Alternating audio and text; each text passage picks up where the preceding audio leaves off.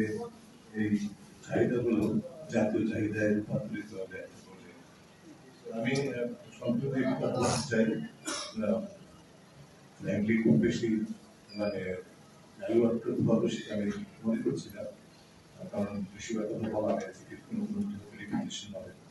তারপর প্রথমে আমরা তো চুক্তি বাস্তবায়নের কথা বলছি। এখন বাংলাদেশ চুক্তি বাস্তবায়নের ইতিহাস খুব একটা গৌরবোজ্জ্বল না। আমাদের তো সবচেয়ে জাতি জীবনের সবচেয়ে গুরুত্বপূর্ণ চুক্তি, সবচেয়ে পবিত্র চুক্তি হচ্ছে আমাদের রাষ্ট্রের সাথে জনগণের চুক্তি হচ্ছে। সেই চুক্তির প্রতিফলন করেছিল সংবিধান। সেখানে যে চুক্তি হয়েছিল গণতান্ত্রিক দেশ, সামাজিক মর্যাদা, ন্যায় বিচার, সকলের সম অধিকার নিশ্চিত করে একটি রাষ্ট্র প্রতিষ্ঠা হবে। সেই চুক্তি তো ভালো ছিল, এখনো আছে, সেটা আমরা জানি। তারপরে বলবো চুক্তি হয় চুক্তি বাস্তবায়নের প্রত্যাশায়, কিন্তু চুক্তি হয় চুক্তি লঙ্ঘনের জন্য।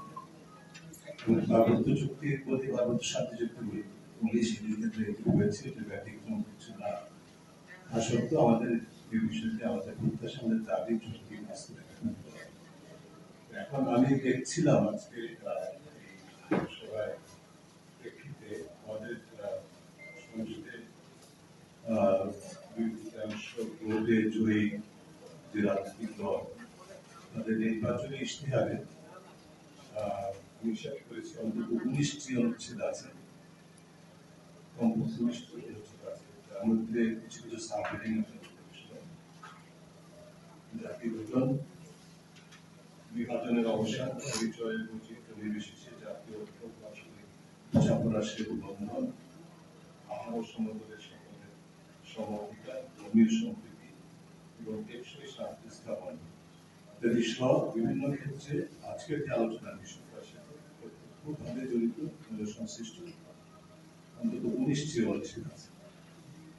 এবং সর্বমোট হচ্ছে যে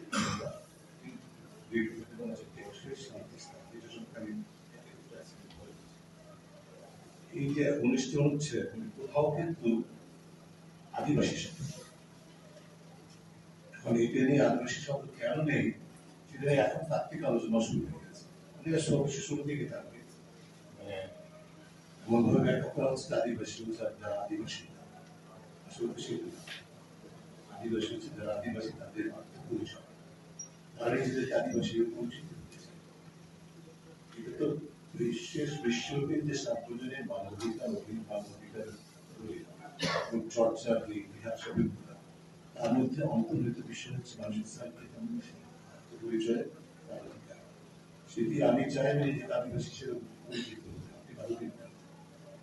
এটা তো আমি আপনার চেয়ে বেশি দিন এই জায়গায় বাস করছি, সেই কারণে এটা আমার জীবন আছে, আমার সংস্কৃতি, আমার ধর্মীয় বলে সাংস্কৃতিক বলে অন্য যে কোনো পরিচয় আমি নিজেকে নির্দেশের পরিচিত করে আমি নিজেকে এই পরিচয় পরিচিত করতে চাই। এই ক্ষেত্রে বাধা দিতে এই যে তাই আজকের এই যে 19 দফা 19 পয়েন্ট যে আমি হিসাব করেছি আমাদের নির্বাচন ইশতেহার, এটি কিন্তু একটা আমার কাছে যে নির্বাচনের পর মানুষের প্রত্যাশা অনুযায়ী যে ধারাটা অতীতবাদী আমলের বা আওয়ামী লীগ সরকারের যে ন্যারেটিভ, এখন কিন্তু সব ন্যারেটিভকে প্রত্যাখ্যান করা হচ্ছে। সর্বোচ্চ সবকিছুই বর্জন করতে হবে, সেই সময়টা চলতে হবে, সেই ন্যারেটিভ বর্জন করতে হবে। কিন্তু একটা ন্যারেটিভ রাখতে হবে, সেটা হচ্ছে আদিবাসী। এই যে আদিবাসী বলা যাবে না, শব্দটা উচ্চারণ করা যাবে না, এইটা কিন্তু এই সায়েন্স মধ্যে না এই তথ্যটা আবিষ্কার করেছে কেন করেছিল সেই তার ইতিহাস আছে, আমি বিস্তারিত যাব না। যদি আদিবাসীর অধিকার হয় তাই বাংলাদেশের সেনাবাহিনী, পুলিশ ফোর্স আন্তর্জাতিক শান্তি মিশনে যাওয়ার